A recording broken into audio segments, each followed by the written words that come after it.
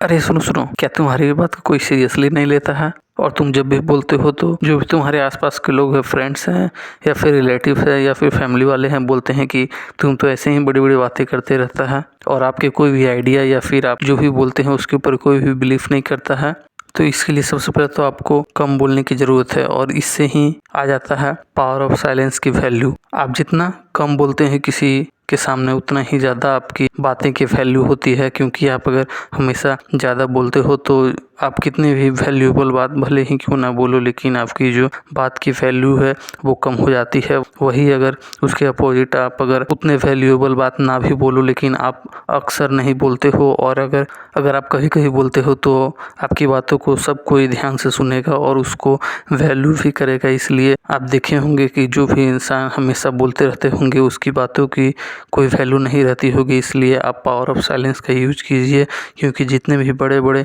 लोग हुए हैं वो भी अपने पावर ऑफ साइलेंस का भी यूज किए हैं। आपने ये स्टोरी तो सुनी ही होगी कि कैसे जैक मा एक बार चाइनीज़ की पॉलिटिकल पार्टी के ऊपर कुछ बोल गए थे, जिसके बाद जैक मा उतने अमीर होने के बावजूद भी जैक मा को 3 महीने के लिए गायब कर दिया गया और पॉलिटिकल पार्टियों ने पता नहीं उनके साथ क्या क्या किया। उसके बाद जब वो दिखे भी तो फिर वो उस मैटर में बोले नहीं, जिसका ये मतलब होता है कि आप कितने भी बड़े इंसान हो लेकिन आप अगर पब्लिकली किसी के बारे में भी कुछ भी बोलते हो तो इससे आपको लॉस ही होता है। वैसे ही आप अगर ये स्टोरी सुने होंगे कि लादेन को कैसे मारा गया अमेरिका के पुलिस वालों द्वारा, तो उसमें भी आपको एक स्टोरी कॉमन दिखी कि जो कि लादेन के साथ रहता था, उसको अगर फ़ोन पे बात करनी होती थी तो वो कार से ड्राइव करके 2-3 किलोमीटर दूर जाके बात करता था, जिसके कारण जब वो लास्ट टाइम बात कर रहा होता है तो उसके फ्रेंड द्वारा पूछे जाने पे कि तुम कहाँ पे है, उसका थोड़ा सा हिंट देना कि जहाँ हमको होना चाहिए हम वहीं पे हैं। यही चीज़ें उसके लिए खतरा हो जाती है और पुलिस द्वारा ये प्रिडिक्ट कर लिया जाता है कि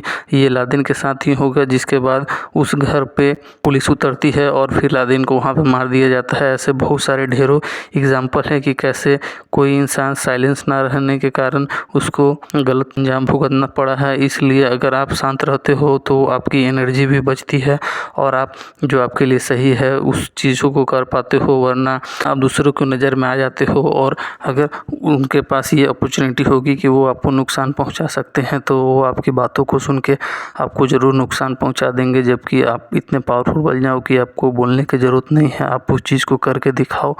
इसलिए आप देखे होंगे जितने भी बड़े बड़े इनोवेटर हैं वो उन लोगों ने अपने आप को अकेले में ही रख के कुछ नई नई चीज़ों को इम्प्लीमेंट किया है। जैसे कि आप क्वाइट बुक जो कि इंट्रोवर्ट के बारे में है, उसमें भी ये चीज़ बताया गया है कि कैसे कोई भी इंसान अगर इंट्रोवर्ट होता है तो उसके पास ये एबिलिटी होती है कि वो साइलेंस में भी सॉलिट्यूड को अडॉप्ट कर पाता है। सॉलिट्यूड और लोनलीनेस में काफ़ी फ़र्क होता है। सॉलिट्यूड वो होता है कि कोई इंसान अकेले रहते हुए भी अपने आप में खुश रहता है, जबकि लोनलीनेस वो होता है कि कोई इंसान अकेले रहते हुए उसको दूसरे लोगों की नीड होती है, तो वो लोनलीनेस हो गया। इसलिए अगर कोई इंसान अकेले रहते हुए भी अपने माइंड में खुश रहता है और कुछ चीज़ों के बारे में सोचते रहता है और वो खुद के बारे में काफ़ी सोच के उसको अपने बारे में ये चीज़ें पता हो गई होती है कि उसको क्या चीज़ें करना पसंद है, क्या चीज़ें करना नहीं पसंद है, तो वैसे वो अपने पैशन के ऊपर वर्क करता है, जिसके कारण उसको काम करने में एफर्ट ज़्यादा नहीं लगता है और वो ज़्यादा से ज़्यादा समय उस चीज़ में वर्क भी कर सकता है। जैसे कि आपने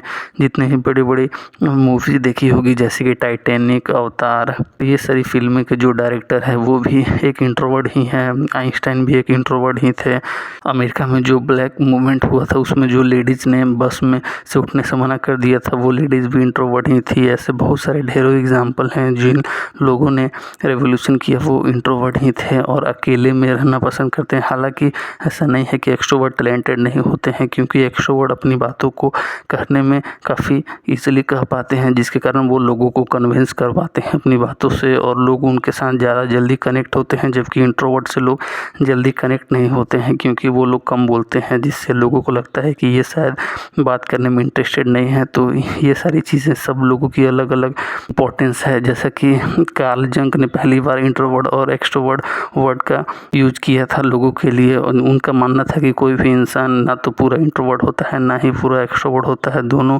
इंसान अपने अपने ज़रूरत के अनुसार और सिचुएशन के अनुसार इंट्रोवर्ट और एक्सट्रोवर्ट होते हैं। यही सारी चीज़ें करने के बाद भी कोई इंसान एम्बिवर्ट होते हैं जो एक्सट्रोवर्ट भी होते हैं और इंट्रोवर्ट भी होते हैं।